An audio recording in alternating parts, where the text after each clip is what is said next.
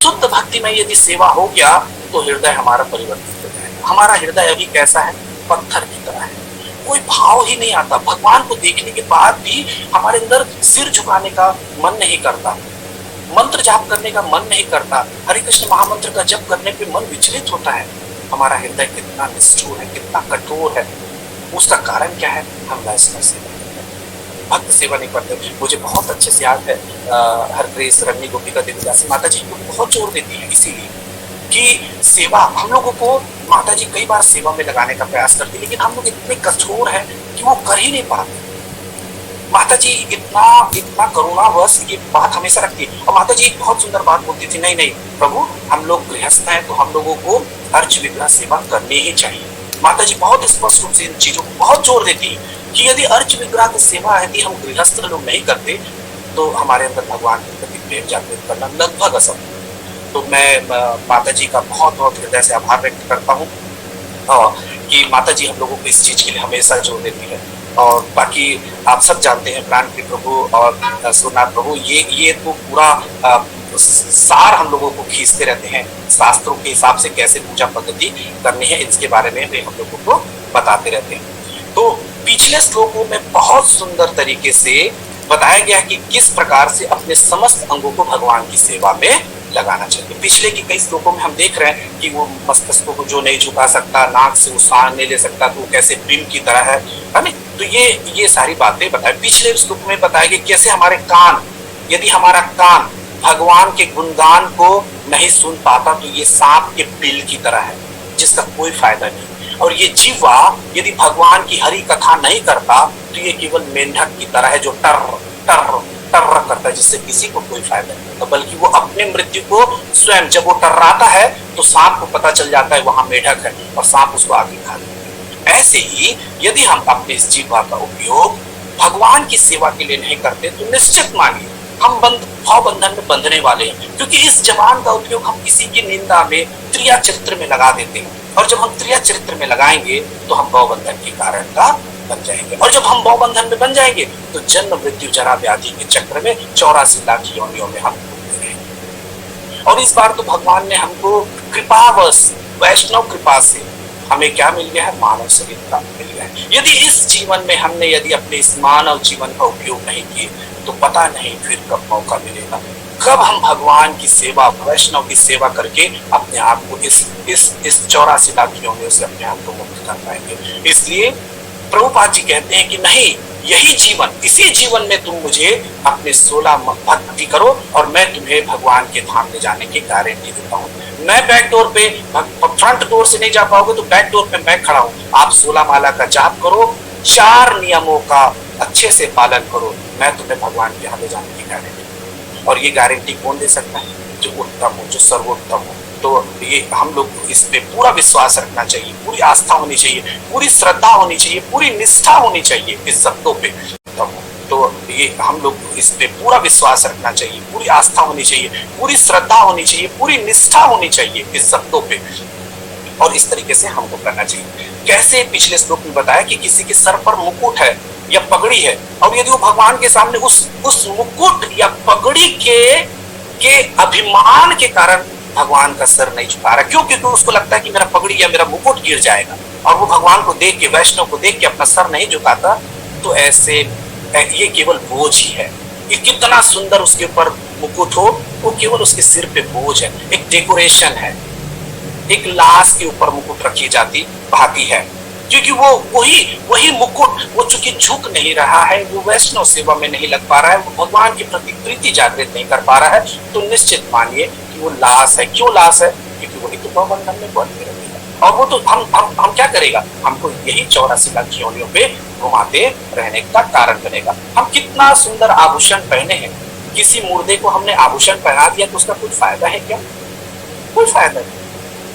इसी तरीके से यदि हम तुलसी माला पहने हैं, सोने का अंगूठी भी नहीं पहने हैं, लेकिन भगवान की सेवा कर रहे हैं, तो अद्भुत। क्योंकि ये इसकी कथा लंबी अलग हो जाएगी, इसलिए इस पे चर्चा नहीं करते। तो भगवान इस तरीके से बता रहे हैं कि मृत शरीर की तरह होगा यदि हम इनका उपयोग नहीं कर पा रहे।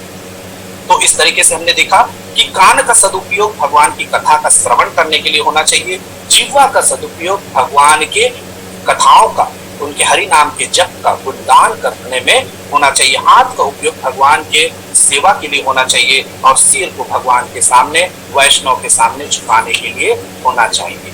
ये हम लोगों ने पिछले श्लोक में देखा। इस श्लोक में बहुत सुंदर हमको भगवान व्यासदेव के माध्यम से यहाँ पे सुखदेव गोस्वामी बता रहे हैं। क्या बता रहे हैं? हमें अपने अंगों का सदुपयोग करना सिखा रहे हैं। हमारे पास हमारा अंग है जिसका आज तक हम लोग सदुपयोग नहीं कर रहे हैं। आज इस श्लोक को मुझे पढ़ने के बाद मुझे इस बात का भान हुआ कि सचमुच मैं अपने 50 वर्ष की आयु में इन सारे अंगों का दुरुपयोग ही किया। तो यहाँ पे इन श्लोकों में क्या बताया जा रहा है? इस श्लोक में बता रहा है कि यदि आंखों का उपयोग अर्च विग्रह का दर्शन नहीं करते तो वो कैसा है? ये आंख से यदि हम भगवान का दर्शन नहीं करते तो कैसा है? वो मोर पंख पे लगा हुआ आंख दिखता है, केवल वैसा है जिसका कोई फायदा नहीं, उससे कोई वास्तविक चीजों का अनुभूत नहीं कर सकते। लेकिन वास्तव में यदि हम किसी चीज का अनुभूत करना चाहते हैं, भगवान के नाम, रूप, लीला, गुण का अनुभव करना चाहते हैं, तो इस आंख को उसमें समर्पित कर देना चाहिए। अपने इस आंख का केवल और केवल एक उपयोग वो है भगवान के नाम, रूप, लीला, गुण के ध्यान के लिए लगा देना चाहिए, उनके लिए लगा देना चाहिए। और यदि पैर धाम यात्रा नहीं करते, वह पेड़ के समान है, पेड़ की जड़ के समान, जिसमें कोई चेतन नहीं है, जिसका कोई फायदा नहीं है। तो इसी तरीके से इस पैर का उपयोग कहाँ करना चाहिए? धाम यात्रा के लिए। लेकिन बहुत सुंदर प्रभुपाद ने परपट पे, तात्पर्य पे लिखा है कि धाम उनके लिए लगा देना चाहिए। और यदि पैर धाम यात्रा नहीं करते, वह पेड़ के समान है, पेड़ की जड़ के समान, जिसमें कोई चेतन नहीं है, जिसका कोई फायदा नहीं है। तो इसी तरीके से इस पैर का उपयोग कहाँ करना चाहिए? धाम यात्रा के लिए। लेकिन बहुत सुंदर प्रभुपाद ने परपट पे, तात्पर्य पे लिखा है कि धाम का यात्रा हमको केवल सैर सपाटे के लिए, चलो एक पुण्य कर्म होगा करके करने जाने की जरूरत नहीं है। हमें कैसे जाना चाहिए? बहुत श्रद्धा और विश्वास के साथ जाना चाहिए। और वहां जो महान संत, मैं एक लाइन में इसको बहुत क्लियर करता हूँ। जैसे पिक्चर देखने का, घर पे पिक्चर देख सकते हैं, मोबाइल पे देख सकते हैं, खड़े होके कहीं भी देख सकते हैं, उसका मजा यहाँ नहीं, उसका मजा पिक्चर हॉल में है। तो मैंने देखा कि कई लोग पिक्चर भी हॉल में चूज करते हैं कि बोले नहीं वो टाकीज अच्छा है, वहां क्यों? पिक्चर तो देखना है नहीं, लेकिन वहां पे वो माहौल बना के रखते हैं जिससे उस पिक्चर के आनंद को वो ले पाते हैं। मैं ये केवल भौतिक उदाहरण इसलिए दिया कि हम समझ पाए। इसी तरीके से जब हम धाम जाते हैं तो धाम का माहौल कैसा होता है? पूरा भक्तिमय माहौल होता है। वहां कौन लोग होते हैं? जो उस भगवत के आत्म साक्षात्कार के लिए अग्रह रहते हैं, और वैसे लोग ही धाम में वास करते हैं और भगवान के चिंतन मनन में अपने जीवन को लगा दिए रहते हैं। तो जब हम उनके संपर्क पे आते हैं, जैसे वायरस के संपर्क में आने से तुरंत हमें भी वायरस का इन्फेक्शन हो जाता है और हम सर्दी, खांसी, बुखार के चपेट में आ जाते हैं। हम क्यों चपेट में आए? क्योंकि हम वो जो मरीज था, उस मरीज के संपर्क में आए जिसको उस वायरस का प्रभाव था, वो हम पे आ गया। तो सोचिए, एक भौतिक चीज इस रूप से संक्रमित कर सकता है, तो ये आध्यात्मिक रूप से कितना संक्रमित करेगा। इसलिए धाम में जाएं तो हमको क्या करना चाहिए? हरि कथा का श्रवण करना चाहिए, क्योंकि वहां का माहौल ही ऐसा होता है कि वहां पे बोली गई हर बात हमारे सीधे हृदय को पहुंचने वाली होती है। जैसे चुंबकीय क्षेत्र में जाने से लोहा में खुद ब खुद चुंबक का गुण आ जाता है, उसकी क्वालिटी नहीं है, लेकिन चूंकि वो चुंबकीय क्षेत्र में गया है इसलिए उसमें वो गुण स्वमेव आ जाता। इसी प्रकार से हम में कोई गुण नहीं है भक्ति का, लेकिन जब हम धाम जाते हैं, हम भक्तों के संपर्क में आते हैं, उनके संसर्ग में आते हैं, उनके सत्संग को सुनते हैं, तो हमारे अंदर भी वो भाव और वो गुण जागृत होने लगता है और हम दिव्य गुण से परिपूर्ण होते हैं। प्रभुपाद आगे बताते हैं कि हर गृहस्थों को अर्च विग्रह की पूजा करनी ही चाहिए। और केवल अर्च विग्रह नहीं, हमको 5 चीजों की संस्तुति की गई है। क्या की गई है? हरि नाम का जप करना चाहिए, श्री विग्रह की सेवा करनी चाहिए, वैष्णव सेवा करनी चाहिए, श्री धाम का वास करना चाहिए और श्रीमद् भागवत का श्रवण करना चाहिए। आप सोचिए, इस्कॉन एकमात्र ऐसी संस्था है जो इन 5 जीवों को समाहित करके रखा है और हर जीव के मुक्ति के लिए हर प्रकार से अपने आप को बना के ढाल के दिया हुआ है।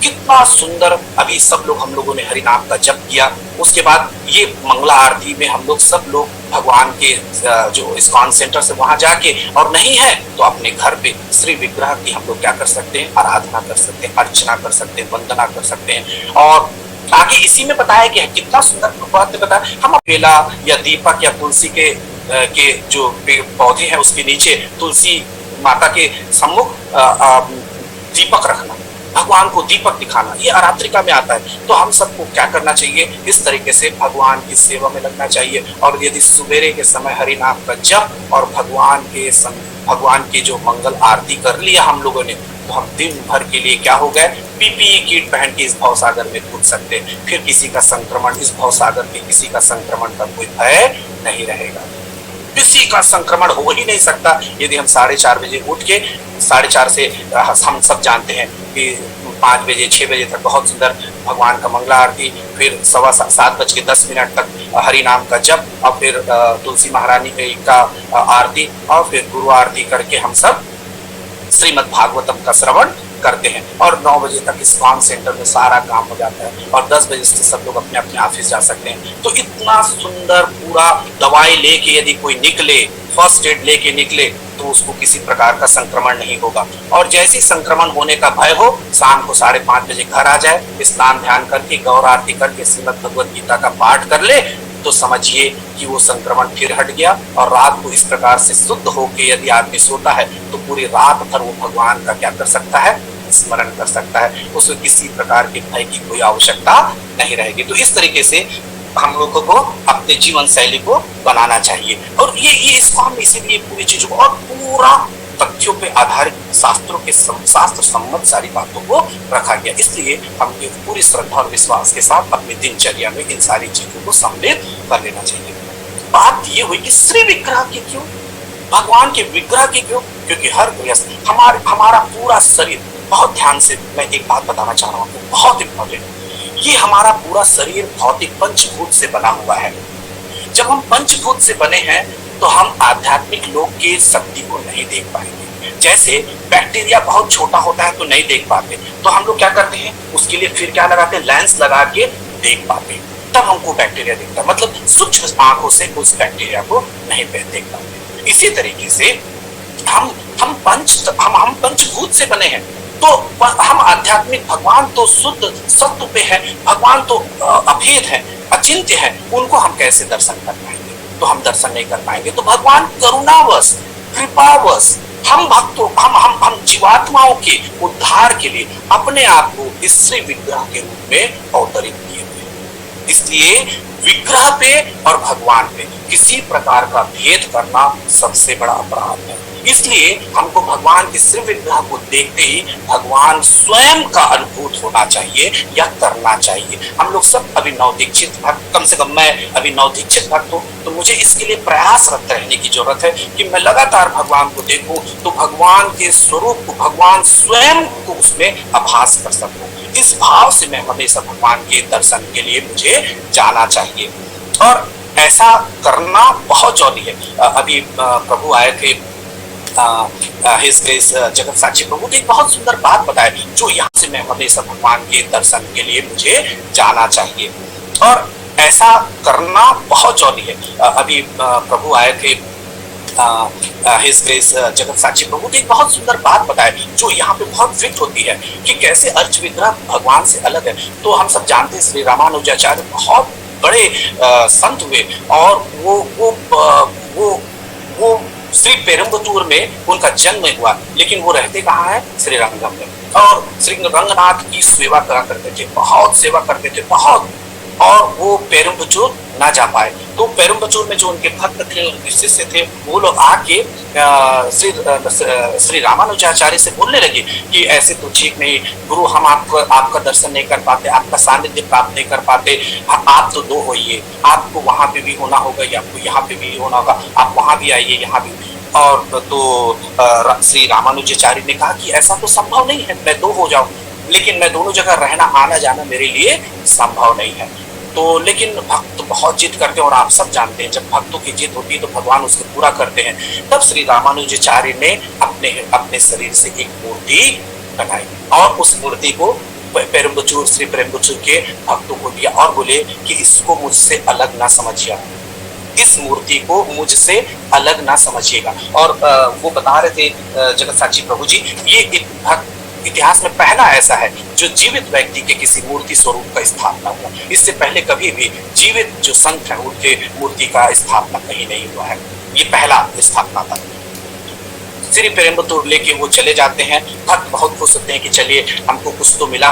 और ये श्री रामानुजाचार्य बहुत अच्छे से समझाते हैं, ये मैं स्वयं तुम्हारे साथ जाऊंगा और तुम वहां पे इसकी पूजा जो भी करोगे इसको स्वीकार करोगे तो मेरे रूप में स्वीकार करना, इसमें कोई अंतर महसूस ना करना। भक्त लोग लेके चले जाते हैं और कुछ दिन बीत जाता है। सब श्री रामानुजाचार्य एक दिन अपने शिष्यों को प्रवचन देते रहते हैं तो उनके आंख से खून निकलने लगता है। उनकी आंख से जैसे ही खून बहने लगता है सारे शिष्य परेशान हो जाते हैं, विचलित हो जाते हैं। श्री रामानुजाचार्य के करीब आ जाते हैं और उनसे प्रार्थना करते हैं, याचना करते हैं, प्रभु आपकी आंख से खून निकल रहा है, क्या कारण है? श्री रामानुजाचार्य इतने उत्कृष्ट भक्त, इतने परम भक्त थे, इतने एलिवेटेड आत्मा है, वो सोल है कि वो जान जाते हैं और बताते हैं कि पेरुम्बतूर में जो भक्त हैं वो मेरे अर्च विग्रह को मुझसे अलग समझ रहे हैं, उसकी वैसी उपासना पूजा नहीं कर रहे हैं जैसे वो मेरे व्यक्तिगत रूप में कर रहे हैं। देखिए, इसलिए आज हम लोग इसको जानने के बाद कम से कम अर्च विग्रह की सेवा हम बहुत ईमानदारी से करनी चाहिए, बहुत ईमानदारी से करनी चाहिए, सारी पवित्रता का ध्यान रखना चाहिए। और ये आज इस कथा को मैं जब सुना मेरा हृदय बहुत द्रवित हुआ, क्योंकि मुझे लगा मैंने तो इतने अपराध किए हैं। तो मैं सभी वैष्णवों के उसमें श्री चरण पे क्षमा याचना करता हूँ। आगे प्रयास करेंगे हम सब मिलके कि इस प्रकार का जो अपराध हमसे ना हो। तो इस कथा को सुनाने का मतलब ये है में मैं इस बात को आप सबके सम्मुख जरूर रखूं, जिससे आप जो सुने कम से कम वो इस प्रकार का किसी प्रकार की गलती उससे ना हो। तो हमें लेकिन भगवान या अर्च विग्रह की पूजा उपासना क्यों करनी चाहिए? क्यों करनी चाहिए भगवान की पूजा और पूरा दिन क्यों करनी चाहिए? तो उसका बहुत सुंदर कारण है। यदि हमारे जीवन में, हमारे केंद्र बिंदु में यदि भगवान स्थापित हो जाएं, तो घर में किसी प्रकार की कलह का कोई गुंजाइश नहीं, किसी भी प्रकार की समस्या का होने का कोई कारण ही नहीं बनता। जब घर के सारे सदस्य भगवान की सेवा में रहेंगे और हर एक दूसरे को भगवान की सेवा में तत्पर देखेंगे और सब एक दूसरे को इसलिए सपोर्ट करेंगे क्योंकि वो भगवान को प्रसन्न करने वाला है। यदि हम ऐसे भाव से अपने घर में जीवन जीते हैं तो बताइए कहाँ ये सब बन पाता है कि कैसे हम इससे बिल्कुल ऊपर उठ जाएंगे। जो अभी हमारे अंदर स्वामित्व का भाव है कि मैं प्रभु हूं, ये स्त्री है, ये मेरी पत्नी है, ये मेरा बच्चा है, इससे मुझे भोगना है, यही हमारे कलह का कारण है। हम सब यदि अपने आप को भगवान का दास समझ लें और घर का हर सदस्य भगवान की संतुष्टि के लिए अपने जीवन को समर्पित करता है, हर कार्य को भगवान को समर्पित करता है, तो कोई कारण ही नहीं बनता घर में किसी प्रकार के कलह का। तो त्वरित हम यदि ऐसा करते हैं तो क्या होगा? तो हमारे अंदर त्वरित गति से हमारा आध्यात्मिक विकास होगा। स्वामित्व के भाव से ऊपर उठ जाने के कारण घर में कलह नहीं होगी। सभी का उद्देश्य केवल क्या होगा? भगवान की प्राप्ति। इसलिए सब एक दूसरे को समर्पित रहेंगे, भाईचारा बढ़ेगा, आपसी सहयोग बढ़ेगा और हम क्या होगा? सामंजस्य के कारण घर में हमेशा अच्छा मनोभाव बना रहेगा। एक छोटी कहानी मैं बताता हूँ कि भगवान को केंद्र बिंदु में रखने के लिए मैं क्यों कह रहा हूँ। वो जाता जानते हैं, जाता में पहले एक चक्की जो होता था, पहले गांव में जो जाते से क्या करते थे? सारा अनाज पीसा करते थे। माता जी लोग हाथ से गोल घुमा के पीसा करते थे।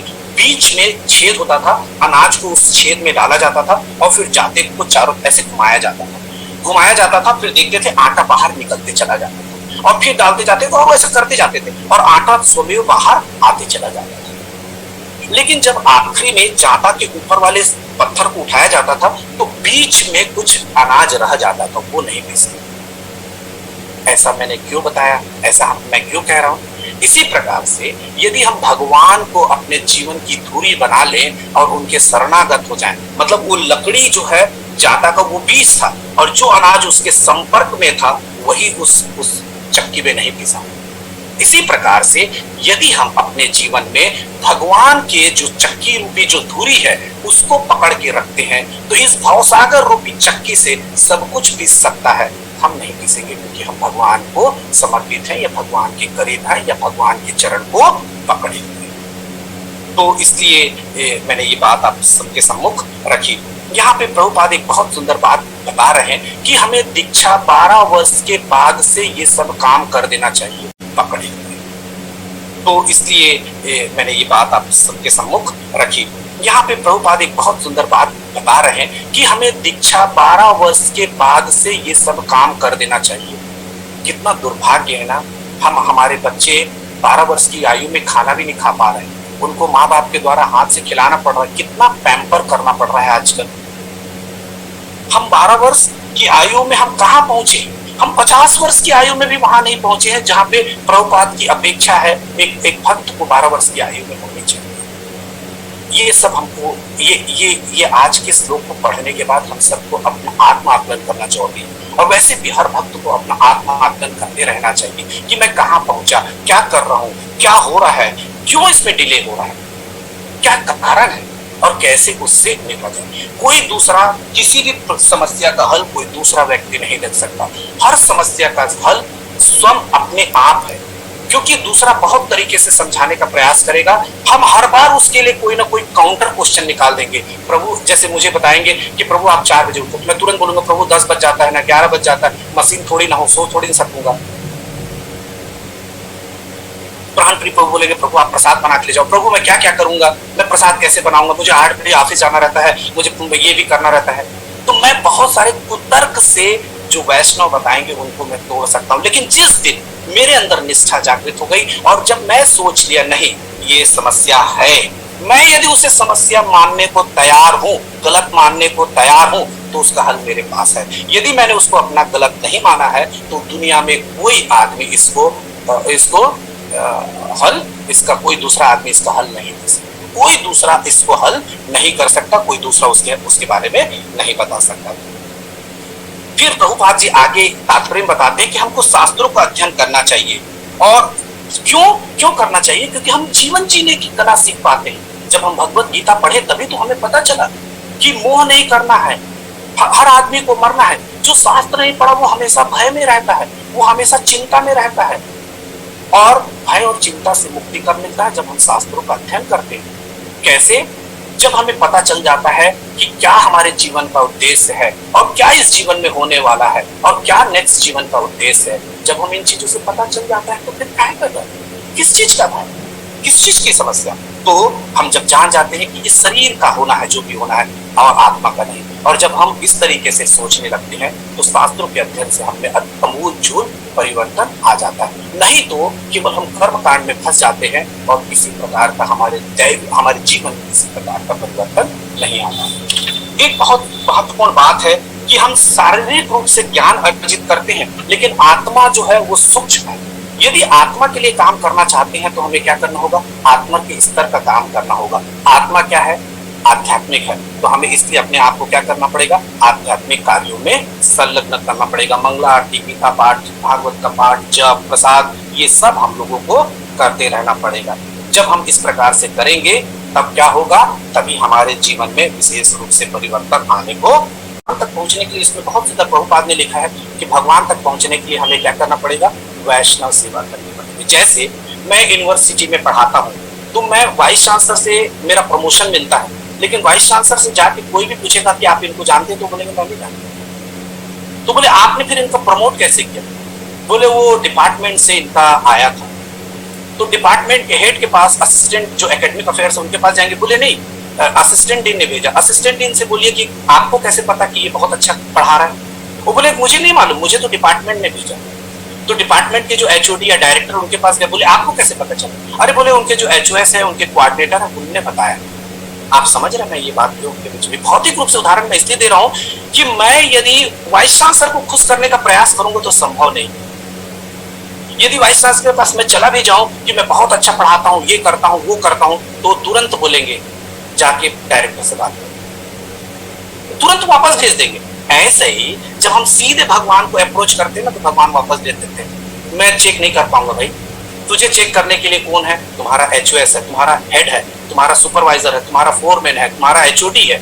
जब हम उनको प्रसन्न करने के लिए सारा काम करने लगते हैं, एचओडी इतना खुश हो जाता है कि वो तुरंत रिकमेंड कर देता है। देखिए, एचओडी कोऑर्डिनेटर खुश हुआ, वो तुरंत रिकमेंड कर दिया असिस्टेंट को, बोले मेरे सेक्शन में मुझे ये आदमी चाहिए चाहिए चाहिए, इससे अच्छा कोई दूसरा है नहीं। वो असिस्टेंट को बोला नहीं मुझे ये आदमी चाहिए, डील भेज दिया। वाइस चांसलर को पता भी नहीं, चूंकि उसको चाहिए तो वो तुरंत अप्रूव कर दिया और वो तुरंत उसका प्रमोशन हो गया। आप समझ रहे हैं? ऐसे ही हम लोगों को करना चाहिए। हमें केवल क्या करना चाहिए? हमें तो वैष्णव की सेवा करनी चाहिए, हर भक्त की सेवा करनी चाहिए। ये भक्त ही भगवान तक ले जाने। और आगे में हम लोग चर्चा करेंगे कि किस प्रकार राधा रानी की सेवा करनी है। बस मैं थोड़ा सा जल्दी करता हूँ क्योंकि समय केवल 6 मिनट है, तो मैं प्रयास करता हूँ थोड़ा सा जल्दी समराइज कर दूँ। एक कहानी के माध्यम से मैं इसको आपके बीच में रखता हूँ कि रामानुजाचार्य के गुरु थे कांचीपुर, और ये कांची जो थे वो बहुत बहुत बहुत मतलब सोचिए, रामानुजाचार्य इतने परम थे, उनसे सुपर मतलब सोल थे वो। और वो भगवान जो वरदराज से सीधी बात किया करते थे, सीधी बातचीत होती थी। तो जब रामानुजाचार्य जी इसको बार बार देखते थे तो उनके अंदर एक जिज्ञासा पैदा हुई कि भगवान के धाम में जा पाऊंगा कि नहीं। तो वो अपने गुरु से बोले कि आप तो बात करते हैं, प्लीज प्लीज मेरे लिए पूछ दीजिए ना। कांची बोले ठीक है, बच्चा है, पूछ देता हूँ। पर कांची को पूर्ण विश्वास था, वो तो भगवान से सीधा बात करते हैं तो वो भगवान के धाम चले जाएंगे। लेकिन अपने शिष्य की करुणा और उनके इतने उसको देखते हैं कि बार बार आग्रह अनुग्रह विग्रह को, तो वो तुरंत एक दिन वरदराज जी से पूछते हैं कि वरदराज जी, कांची श्री रामानुजाचार्य ऐसा ऐसा पूछ रहे हैं, तो क्या वो भगवत धाम जाएंगे? वरदराज तुरंत बोले हाँ चले। वरदराज ने बोला बिल्कुल जाएंगे। कांची वापस आए, वरदराज को बताया तुम चले जाओ। अब कांची के मन कचोटने लगा, और वो आदमी को जब लगता है कि बहुत अच्छा किया है तो उसको लगता है ना कि मेरा तो हाँ होगा ही यार, अच्छा मेरा कितना आया, मेरा क्या होगा। तो कांची भी अपना ऐसे चले गए। अब उनकी भी अंदर जिज्ञासा जाके, अब बोले ये तो जा रहा है तो मैं तो जा ही सकता हूँ, लेकिन एक बार चलो अब देखो पूछ लेता हूँ। तो वो जाके वरदराज से पूछते हैं कि भगवान मैं भी जाऊंगा ना? बोले तुम बिल्कुल नहीं जाओ। वाह, सिर पकड़ लेते हैं। बोले ऐसा क्यों? मैं आपसे इतना सुंदर बात करता हूँ, सोचिए मैं कितना मेरा स्तर उठा हुआ है कि मैं आपसे सीधा संवाद स्थापित कर सक रहा हूँ। श्री रामानुजाचार्य तो ऐसा नहीं कर रहे। बोले नहीं, कारण ये है कि वो मेरे भक्त की सेवा करता है, तुम मेरे भक्त हो और वो तुम्हारी सेवा कर रहा है, इसलिए वो जाएगा। देखिए कितना महत्वपूर्ण है भक्त की सेवा। इस कथा के माध्यम से हमको समझ में आ जाता है कि हमें क्या करना चाहिए। भक्तों की सेवा करनी चाहिए, भगवान तक पहुंचने का प्रयास करने का भी जरूरत नहीं। ये भक्त स्वयं हाथ पकड़ के भगवान तक छोड़ाएंगे हम, ये भक्त स्वयं छोड़ाएंगे, हमको करने की जरूरत नहीं है, ये भक्त स्वयं ले जाएंगे। जब हम अच्छा करने लगेंगे तो ये भक्त ही अपने ऊपर वाले भक्त को बोलेंगे भक्त ही बहुत अच्छा है, इसको ले लीजिए। वो ऊपर वाले को और आराम से हमको मेहनत करने की जरूरत नहीं है। वैष्णो देवी जब जाते हैं बहुत भीड़ होती है तो धक्का लगा के भक्तों के संग में रहते हैं तो पता ही नहीं चलता वैष्णो देवी तक पहुंच जाते हैं। 12, 15, 17 किलोमीटर कैसे पहुंच गए पता ही नहीं, क्योंकि वैष्णो सारे भक्त धक्का देते रहते हैं, पता ही नहीं चलता, थकने का आसार ही नहीं होता और हम वहां तक पहुंच जाते हैं।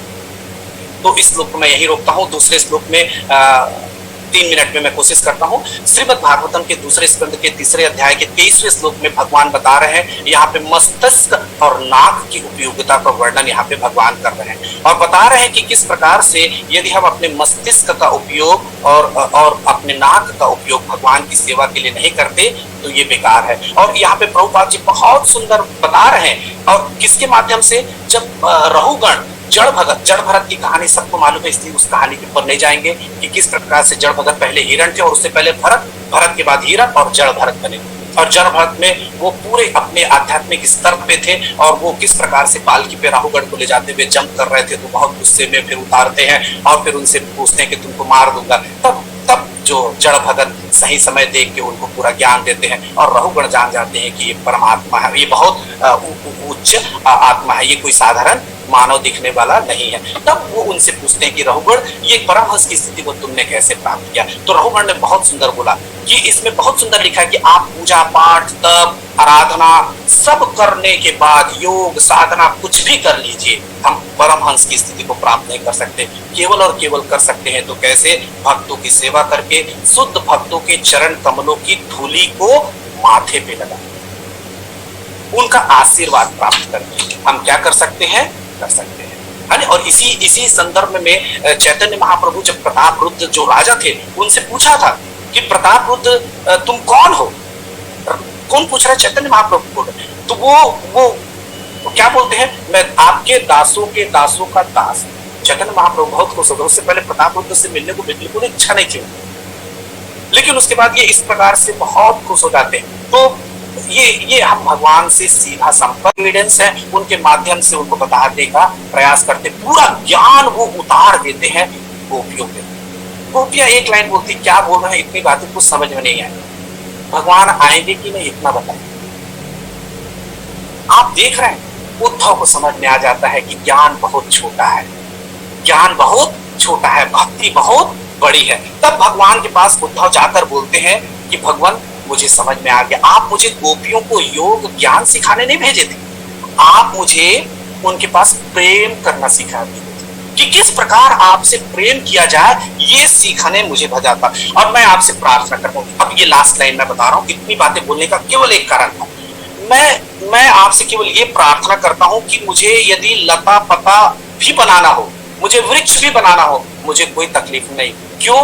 क्योंकि मुझे आप वृंदावन का बनाइएगा। और वृंदावन में मुझे क्यों लता पता बनाइएगा? जिससे गोपियों के चरण की जो धूली है वो मुझ पे छिड़क के आ जाए। समझ रहे हैं? ये चरण धूली का महत्व बताने की मुझे ये बात आपके बीच में रखनी है। सोचिए, उद्धव जैसा संत जो है, भगवान का पार्षद, वो ये बात कह रहा है, तो हम सबको क्या करना चाहिए? हम सबको भी तुरंत हमको क्या करना चाहिए?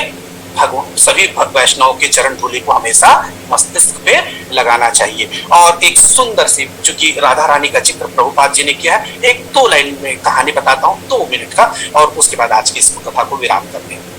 एक दिन राधा रानी जो है जमुना नदी के किनारे बैठी सत्संग कर रही थी, और अचानक एक सखी देखती है कि वो उनका जो राधा रानी के पैर है वहां से ना खून बह रहा है। बहुत ध्यान से सुनेगा, बहुत महत्वपूर्ण है। पूरे आज के दोनों जो श्लोक को पढ़ा, उसका सार इस कहानी के माध्यम से, राधा रानी के माध्यम से मैं आपके बीच में रखता हूँ।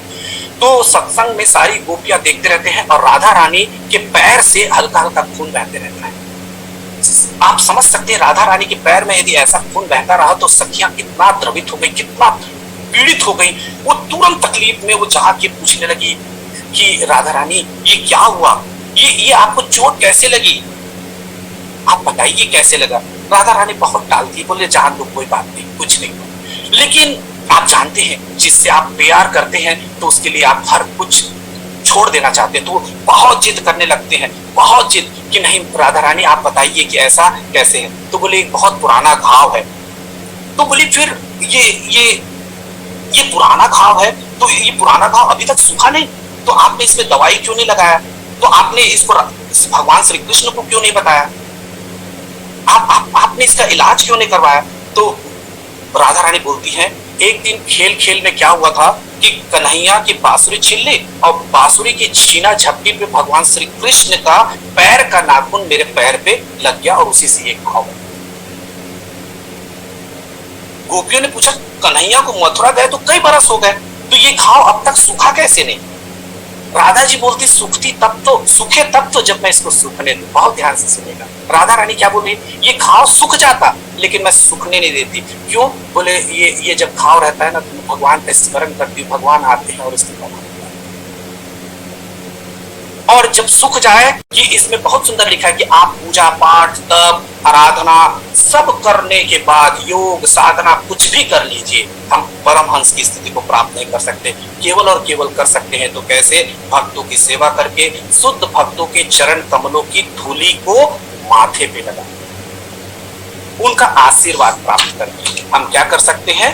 कर सकते हैं, है ना? और इसी संदर्भ में चैतन्य महाप्रभु जब प्रतापरुद्र जो राजा थे उनसे पूछा था कि प्रतापरुद्र तुम कौन हो? कौन पूछ रहा है? चैतन्य महाप्रभु बोल रहे। तो वो वो क्या बोलते हैं, मैं आपके दासों के दासों का दास। चैतन्य महाप्रभु बहुत खुश हो गए, उससे पहले प्रताप रुद्र से मिलने को बिल्कुल इच्छा नहीं थी, लेकिन उसके बाद ये इस प्रकार से बहुत खुश हो जाते हैं। तो ये हम भगवान से सीधा संपर्क नहीं कर सकते, हमको तो पता ही नहीं भगवान कैसे मिलेंगे। भाई आपको यदि जो बाइडेन से मिलना है, अमेरिका के राष्ट्रपति, कैसे पता चलेगा कहाँ? तो हम क्या करेंगे, व्हाइट हाउस में कौन काम करता है, वो कौन? तो देखिए, मैं एकदम स्पष्ट उदाहरण, यहाँ के राजा ओमान के राजा से मिलना हमको मालूम ही नहीं कैसे मिलेंगे। हम क्या करेंगे, यहाँ कौन शेख है उससे जाके मिलेंगे। अच्छा आप जानते थे? वो बोलेंगे यार मैं ना उस महल में जो एक काम करता है उसको मैं जानता हूँ। अच्छा उससे मिला, देख रहे हैं आप, हम यहाँ वाले से वो वहां वाले से, वो वहां वाले से वो वहां करके।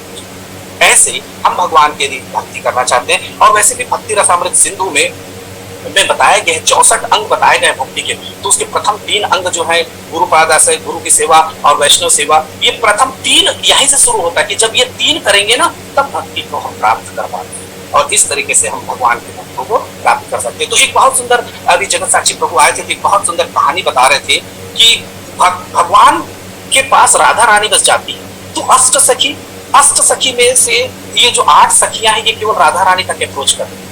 और ये राधा रानी के पास कौन जाता था? तो गोपियां जाती थी। और गोपियों के पास कौन जाता था? मंजरी।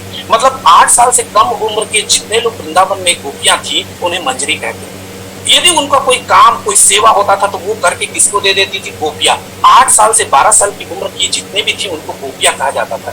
तो वो सारा संतुष्टि का कार्य करती थी गोपियों के लिए। फिर गोपियां जो भी होता था वो अष्ट सखियों को दिया करते थे, और अष्ट सखियां केवल राधा रानी को देती थी, और राधा रानी भगवान की सेवा करती थी। और इस तरीके से भगवान को फिर वो करती थी कि ये ठीक है, ये ठीक है, वो उनकी पर्सनल असिस्टेंट है। तो हम सबको क्या करना चाहिए? राधा रानी की सेवा जरूर करनी चाहिए। यदि हम राधा रानी की सेवा नहीं किए तो पिता के पास जाना बड़ा कठिन है। माता दयालु है, दया आएगी तो माता कभी भी पिता से कहे कि हमारे को बुलेट प्रूफ कार दे देंगे, फ्लाइट दे देंगे और कनाडा भेज देंगे, जो चाहेंगे वो कर सकते हैं। हमको भी भगवान अपने धाम लेके जाएंगे। और ये क्यों? तो पहले स्कंद के 2 अध्याय के 16वें श्लोक में बहुत सुंदर बताया गया है कि जब पहले स्कंद के 2 अध्याय के 16वें श्लोक में कि हमको इससे क्या होता है? वासुदेव कथा रुचि। जब हम सुनते हैं तो हमको क्या होता है? वासुदेव के बारे में, भगवान श्री कृष्ण के बारे में हमें इस कथा सुनने की प्रति रुचि होती है। यदि हम ऐसा सब करेंगे तो हम सबको